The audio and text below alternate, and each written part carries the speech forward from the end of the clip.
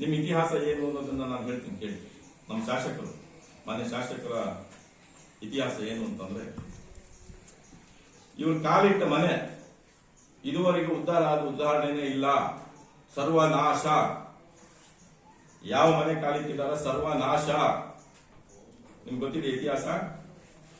ನನಗಿಂತ ಚೆನ್ನಾಗಿ ನಿಮಗೆ ಗೊತ್ತು, ನಮ್ಮ ತಾಲೂಕಿನ ಜನತೆ ಗೊತ್ತು. ಎನ್ ನಂಜೇಗೌಡರಿದ್ರು, ಪುಣ್ಯಾತ್ಮರು, ನೀರಾವರಿ ಯೋಜನೆ ತಂದಂತವ್ರು. ನಮ್ಮ ಕಾಲುವೆಗಳಲ್ಲಿ ಬೆಳೆ ಬೆಳೀತಿದ್ದೀವಿ ಅಂತಂದ್ರೆ ಆ ದೇವತಾ ಮನುಷ್ಯ ಮಾಡಿಕೊಟ್ಟಂಥದ್ದು. ಅವರು ಸಚಿವರಾದ ನಂತರ ಇವರನ್ನ ಓದ್ಲಿಕ್ಕೆ ಅಂತ ಹೇಳಿ ಈ ಮನುಷ್ಯನ ಕರ್ಕೊಂಡು ಹೋಗಿ ಅವ್ರ ಮನೆಗೆ ಇಟ್ಕೊತಾರೆ. ಬೆಂಗಳೂರು ಜಯನಗರದಲ್ಲಿ ಮನೆ. ಇವತ್ತು ಆ ಮನೆ ಮಾರ್ಕೊಂಡು ಪಾಪ ಅವರು ಹೊರಗೆ ಹೋಗ್ತಾ ಇದ್ದಾರೆ. ಸರ್ವನಾಶ ಆಗಿದೆ ಕುಟುಂಬ. ಇದಾರ ಅವ್ರ ಕುಟುಂಬದವ್ರು ಯಾರಲ್ವಾ? ಏನಾಗಿದೆ ಇವತ್ತು ಅವ್ರ ಪರಿಸ್ಥಿತಿ? ಎನ್ ನಂಜೇಗೌಡರ ಕುಟುಂಬ ಇವ್ರು ಕಾಲಿಟ್ಟ ತಕ್ಷಣ ಅವರು ಇನ್ನ ನೆಕ್ಸ್ಟ್ MLA ಗೆಲ್ಲಿಕ್ಕೆ ಆಗಲಿಲ್ಲ. ಆ ಮನೆಗಳಿಗೆ ಹೋದ ತಕ್ಷಣ ಒಂದೇದು. ಎರಡನೇದು BB ಶಿವಪ್ಪ ಅವರು ಅಂತ ಹೇಳಿ ಹೆಸರು ಕೇಳಿರ್ತೀರಿ ತಾವೆಲ್ಲ. ಹಿಂದೆ ನಮ್ಮ ಬಿಜೆಪಿ ರಾಜ್ಯಾಧ್ಯಕ್ಷರಾಗಿದ್ರು. ಅವರು ಮುಖ್ಯಮಂತ್ರಿ ಆಗ್ತಾರೆ ಅಂತ ಹೇಳಿ ಲೆಕ್ಕದಲ್ಲಿ ಮಾತಾಡೋರು ಅವಾಗೆಲ್ಲ ಚಿಕ್ಕ ಹುಡುಗಿದ್ದಾಗ. ಅವ್ರ ಮನೆಗೆ ಹೋಗಿ ಸೇರ್ತಾರೆ ಅವರು ಬಿಜೆಪಿಗೆ. ಇವತ್ತು ಆ ಕುಟುಂಬ ಏನಾಯ್ತು? ಒಡೆದು ಚಿತ್ರ ಆಗೋಯ್ತು ಆ ಕುಟುಂಬ. ತಮ್ಮದು ಇದೆಯಾ ತಮ್ಗೆ ಯಾವ್ದು? ಅದಾದ ನಂತರ ಇವರು ಗೆಲ್ತಾರೆ ಬಿಜೆಪಿನಲ್ಲಿ. ಪಾಪ ಆ ವಿಜಯ್ ಮಲ್ಯ ಅಂತ ರಾಜ್ಯಸಭಾ ಮೆಂಬರ್ ಮಾಡ್ಬಿಡ್ತೀವಿ ಅಂತ ಹೇಳಿ ಅವ್ರನ್ನ ಪುಸ್ಲಾಯಿಸಿ ಅವ್ರನ್ನ ಅದೇನೇನ್ ಮಾಡಿದ್ರೋ ಗೊತ್ತಿಲ್ಲ. ಅವ್ರನ್ನ ಜೊತೆಗೆ ಹಾಕೊಂಡು ಆ BB ಶಿವಪ್ಪ ಅವರು ಪಾಪ ಅವ್ರನ್ನೂ ಕೂಡ, ಹಿರಿಯರನ್ನು ಕೂಡ ಪಕ್ಷದಿಂದ ಉಚ್ಚಾಟನೆ ಮಾಡಂಗ್ ಮಾಡಿ ಕೊನೆಗೆ ಈ ವಿಜಯ್ ಮಲ್ಯ ಅವರು ಎಲ್ಲವರೀಗ ಏನಾದ್ರು ಇವರ ಪಾದಸ್ಪರ್ಶದಿಂದ ಅವ್ರ ಮನೆಗೆ ಊರಿನ ದೇಶನೇ ಬಿಟ್ಟು ಹೋಗುವಂತ ಪರಿಸ್ಥಿತಿ ಇವತ್ತು. ಹೌದಾ? ಅಲ್ಲಿಂದ ಮುಗಿದ ನಂತರ 2004 ಚುನಾವಣೆಗೆ ಬರ್ತದೆ. ನಮ್ಮ ಹೊಳೆನರಸೀಪುರದ ಪುಟ್ಟಸ್ವಾಮಿ ಗೌಡರು ಇವರು ಬಿಜೆಪಿಯಿಂದ ಉಚ್ಚಾಟನೆ ಆಗಿರ್ತಾರೆ. ಇವ್ರನ್ನ ಕಾಂಗ್ರೆಸ್ಗೆ ಸೇರಿಸ್ಕೋತಾರೆ 2004ರಲ್ಲಿ. ಅವತ್ತೇ ಕೊನೆ ಅವ್ರ ಮನೆಗೆ ಗೆಲುವು ಅಂತಕ್ಕಂಥದ್ದು. ಅವ್ರ ಮನೆಯಲ್ಲಿ ಕೊಡಪಾದ ಪರಿಸ್ಥಿತಿ ಬಂದು ಹೋಗ್ತಾರೆ. ಸಂಪೂರ್ಣ ಕುಟುಂಬವೇ ಜರ್ಜರಿತ ಆಗೋಗ್ತದೆ.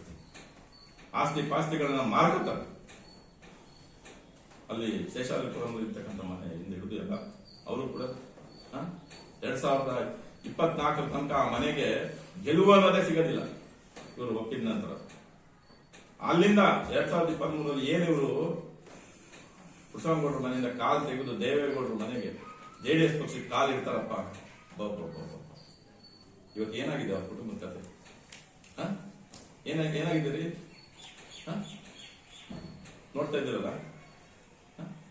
ಇವತ್ತು ರೇವಣ್ಣ ಸಾಹೇಬರ ಕುಟುಂಬ, ದೇವೇಗೌಡ ಸಾಹೇಬರ ಕುಟುಂಬ ಇವತ್ತು ಯಾವ ಪರಿಸ್ಥಿತಿಗೆ ಬಂದು ನಿಂತ್ಕೊಂಡಿದೆ? ಯಾರ ಮೈ ಮೇಲೆ ಅಲ್ಲ? ಯಾರ ಕಾಲ್ಗುಣ ಇದು? ಇವೆಲ್ಲ ಹೇಳಿದ್ ನಾನು. ಇಂಥ ನಮ್ಮ ತಾಲೂಕಿನಲ್ಲಿ ಹೆಸರು ಹೇಳಕ್ ಹೋಗಲ್ಲ ನಾನು. ಯಾಕೆಂದ್ರೆ ನಮ್ಮ ತಾಲೂಕು ಗೌರವ ಮರ್ಯಾದಸ್ಥ ಕುಟುಂಬಗಳಿರ್ತಕ್ಕಂಥ ಊರಿದು. ಈ ತಾಲೂಕಿನಲ್ಲಿ ಹಾಳಾಗಿರ್ತಕ್ಕಂಥ ಇವರ ಪಾದಸ್ಪರ್ಶದಿಂದ ಕುಟುಂಬಗಳು ಲೆಕ್ಕಕ್ಕಿಲ್ಲ. ಊರಿಗೆ ಹೋದ್ರೆ 4-5 ಕುಟುಂಬಗಳು ಸರ್ವನಾಶ ಆಗೋಗಿದೆ. ಊರನ್ನ ಬಿಟ್ಟು ಹೋಗಿದ್ದಾರೆ. ತಮಗೆ ಗೊತ್ತಿದೆ, ನಮ್ಮ ತಾಲೂಕಿನ ಜನತೆ ಗೊತ್ತಿದೆ, ಹಳ್ಳಿ ಜನಗಳಿಗೆ ಅವ್ರಿಗೆ ಗೊತ್ತಿದೆ ಏನಾಗಿದೆ ಅಂತಕ್ಕಂಥದ್ದು ನಮ್ಮ ತಾಲೂಕಿನ ಪರಿಸ್ಥಿತಿ. ಇಂಥವರು ಗೆದ್ಬಿಟ್ಟಿದ್ದೀನಿ ಅಂತ ಹೇಳಿ ದುರಂಕಾರದ ಮಾತಾಡ್ತಿದ್ದಾರೆ. ಇವ್ರು ಗೆದ್ದಿದ್ದು ಹೆಂಗೆ? ನಮ್ಮ ಕಾಂಗ್ರೆಸ್ ಪಕ್ಷದಲ್ಲಿ ಆದಂತ ಎಡವಟ್ಟಿಂದ ಎಡವಟ್ಟು MLA ಆಗಿರ್ತಕ್ಕಂಥದ್ದು ಇವರು ನೆಟ್ಗೆ MLA ಆಗಿಲ್ಲ. ಜನ ಖುಷಿಯಿಂದ ಏನು ಗೆಲ್ಲಿಸ್ಬೇಕು ಅಂತ ಹೇಳಿ ಒಟ್ಟಾಗಿ ಗೆಲ್ಸಿಲ್ಲ ಅವ್ರನ್ನ. ನಮ್ಮ ಪಕ್ಷದ ಆದ ಒಡಕಿನಿಂದ ಎಡವಟ್ಟು ಮಾಡ್ಕೊ ಜನ ಪಾಪ ಏನೋ ಎಡವಟ್ಟಾಯ್ತು ಪಾಪ ಇಲ್ಲಿ ಇಬ್ಬರಾದ್ರು ಅಂತ ಹೇಳಿ ಈ ಅಸಾಮಿಯನ್ನು ಗೆಲ್ಸಿರ್ತಕ್ಕಂಥದ್ದು ತಮ್ಮ ಗಮನದಲ್ಲಿ. ಇವ್ರು ಗೆಲ್ಸಿದ ಮೇಲೆ ಇವ್ರು ಏನ್ ಕೆಲಸ ಮಾಡಬೇಕು? ಶಾಸಕರಾದ್ಮೇಲೆ ನಮ್ಮ ಕ್ಷೇತ್ರದ ಅಭಿವೃದ್ಧಿ ಬಗ್ಗೆ ಸದನದಲ್ಲಿ ಚರ್ಚೆ ಮಾಡಬೇಕು, ಅರ್ಜಿಗಳನ್ನ ಹಾಕಬೇಕು, ನಮ್ಮ ಸಾರ್ವಜನಿಕರ ಸಮಸ್ಯೆಗಳೇನಿದೆಯೋ ಅದನ್ನ ಚರ್ಚೆ ಮಾಡಬೇಕು. ಇವ್ರು ಒಂದ್ ದಿವಸ ಆ ಕೆಲಸ ಮಾಡಲ್ಲ. ಇವ್ರು ಮಾಡೋದೇನು? ಇವರ ವಿರೋಧಿಗಳು, ಇವ್ರ ಎದುರಾಳಿಗಳು ಯಾರಿದ್ದಾರೆ? KT ರಾಮಸ್ವಾಮಿ ಅವರು ಅರಸಿಕಟ್ಟೆ ಚರ್ಚೆ ಮಾಡೋದು ವಿಧಾನಸೌಧದಲ್ಲಿ, ಕೃಷ್ಣೇಗೌಡರು ಕೃಷ್ಣರು ಚರ್ಚೆ ಮಾಡೋದು, ನನ್ನ ವಿಚಾರ ಚರ್ಚೆ ಮಾಡೋದು. ಇದಕ್ಕೆ ಕಳಿಸಿದ್ದು ನಮ್ಮ ಕ್ಷೇತ್ರದ ಜನತೆ ಇದಕ್ಕೆ ಇವರನ್ನ ಶಾಸಕರನ್ನಾಗಿ ಮಾಡಿದ್ದು. ಈ ಕ್ಷೇತ್ರಕ್ಕೆ ಅಭಿವೃದ್ಧಿಗಾಗಿ ಅನುದಾನ ತನ್ನಿ ಅಂತ ಹೇಳಿ ಶಾಸಕರನ್ನಾಗಿ ಆಯ್ಕೆ ಮಾಡಿದ್ದಾರಾ, ಅಥವಾ ನಿಮ್ಮ ಎದುರಾಳಿಗಳನ್ನ ಹಣಿಲಿಕ್ಕೆ ನೀವು ವಿಧಾನಸಭೆಯನ್ನು ಉಪಯೋಗಿಸ್ಕೊಳ್ಳಿ ಅಂತ ಹೇಳಿ ಕಳಿಸಿದಾರ? ತಾವೆಲ್ಲ ಅರ್ಥ ಮಾಡ್ಕೋಬೇಕು. ತಾಲೂಕಿನ ಜನತೆ ಇವತ್ತು ಅರ್ಥ ಮಾಡ್ಕೋಬೇಕಾಗಿದೆ. ಇವರು ನಿಜವಾದ ಒಬ್ಬ ಜನಾನುರಾಗಿ ಶಾಸಕರೇ ಆಗಿದ್ರೆ ಇವತ್ತು ಬಗರ್ಹುಕುಂ ಎಷ್ಟು ಸಾವಿರ ಜನ 40-50 ವರ್ಷದಿಂದ ಹೊಲ ಉಳ್ತಾ ಇದ್ದಾರೆ. ಪಾಪ ಜಮೀನು ಏನೋ ನಮ್ಗೆ ಬರ್ತದೇನೋ ಅಂತ ಹೇಳಿ ಆಸೆಯಿಂದ ಎಷ್ಟು ಕಾಯ್ತಾ ಇದ್ದಾರೆ. ಇವತ್ತು ನಮ್ಮ ತಾಲೂಕಿನಲ್ಲಿ ಇವ್ರು 40 ವರ್ಷದ ರಾಜಕಾರಣ ಮಾಡ್ಕೊಂಡು ಬಂದಿದ್ದಾರಲ್ಲ, ಇನ್ನೂ ಕೂಡ 10,560 ಅರ್ಜಿಗಳು ಪೆಂಡಿಂಗ್ ಇದಾವೆ. ಬರೀ 57 ನಲ್ಲಿ 14,000 ಅರ್ಜಿಗಳು ಪೆಂಡಿಂಗ್ ಇದೆ. ಹಳ್ಳಿ ಮೈಸೂರಿನಲ್ಲಿ 2 ಸೇರಿ 11,000 ಅರ್ಜಿ ಪೆಂಡಿಂಗ್ ಇದೆ. 40 ವರ್ಷದಿಂದ ಏನ್ ಕೆಲಸ ಮಾಡಿದ್ರಿ ಹಂಗಾದ್ರೆ ನೀವು? ರೈತರ ಪರವಾಗಿರುವಂತವ್ರು ಯಾಕೆ ಜಮೀನುಗಳನ್ನ ಮಂಜೂರು ಮಾಡ್ಕೊಡ್ಲಿಕ್ಕೆ ಆಗಿಲ್ಲ ನಿಮಗೆ? ವಸೂಲಿ ಪ್ರತಿ ವರ್ಷ ವಸೂಲಿಯನ್ನ ಮಾಡಿಕೊಂಡು ಇದು ವಸೂಲಿ ಮಾಡ್ಲಿಕ್ಕೆ ದಾರಿ ಆಗಿದೆ ಬಗರ್ಹುಕುಂ ಅಂತಕ್ಕಂಥದ್ದು ಶಾಸಕರಿಗೆ, ಮಾನ್ಯ ಶಾಸಕರಿಗೆ.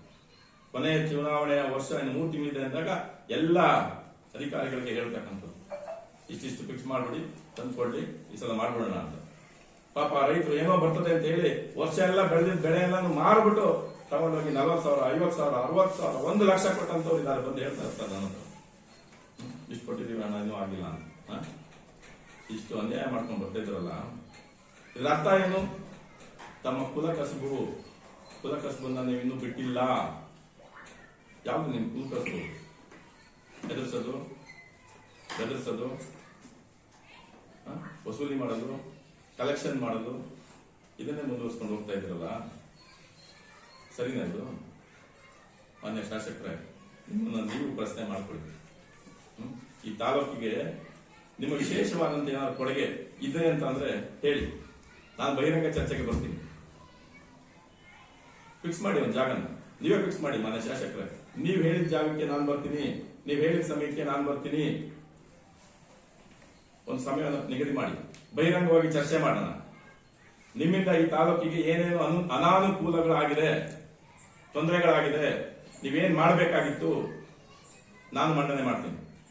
ನೀವು ಏನ್ ಅನುಕೂಲಗಳನ್ನ ಮಾಡಿದಿರಿ ಈ ತಾಲೂಕಿಗಾಗಿ, ಉದ್ಯೋಗ ಸೃಷ್ಟಿಗೆ ಏನ್ ಮಾಡಿದಿರಿ, ರೈತರಿಗೆ ಏನ್ ಮಾಡಿದಿರಿ, ವ್ಯಾಪಾರಸ್ಥರಿಗೆ ಏನ್ ಅನುಕೂಲ ಮಾಡಿದಿರಿ, ಯಾವ್ಯಾವ ಜನಾಂಗಕ್ಕೆ ಏನೇನು ಕೊಡುಗೆ ಕೊಟ್ಟಿದ್ದೀರಿ, ನೀವು ಮಂಡನೆ ಮಾಡಿ.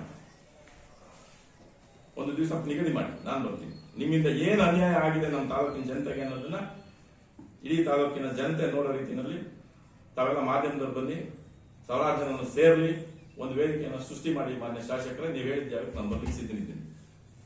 ಈ ಒಂದು ಸವಾಲನ್ನ ನಾನು ಶಾಸಕರಿಗೆ ಹಾಕ್ತಾ ಇದ್ದೀನಿ. ತಾವೆಲ್ಲ ನೋಡ್ತಾ ಇದ್ದೀರಿ, ಮೊನ್ನೆ ನಮ್ಮ ತಾಲೂಕ್ ಆಫೀಸ್ ಹತ್ರ ಒಂದು ಗುಂಪು ನಾಲಾಯಕ್ ಶಾಸಕ ಅಂತ ಹೇಳಿರ್ತಾರೆ, ಧಿಕ್ಕಾರ ಅಂತ ಕೂಗ್ತಾ ಇದ್ದಾರೆ. ನಾಲಾಯಕ್ ಶಾಸಕ ಅಂತ ಹೇಳಿ ಅನ್ನುವಂಥ ಮಾತನ್ನ ತಾವೆಲ್ಲ ಮಾಧ್ಯಮದಲ್ಲಿ ಪ್ರಸಾರ ಮಾಡಿದ್ರಿ, ನೋಡಿದೆ. ಆ ಮಟ್ಟಿಗೆ ನಿಮ್ಮ ಆಡಳಿತ ವೈಖರಿ ಇರ್ತಕ್ಕಂಥದ್ದು, ನಾಲಾಯಕ್ ಮಟ್ಟಿಗೆ ಇರ್ತಕ್ಕಂಥವ್ರು ತಮ್ಮ ಕಸಬನ್ನು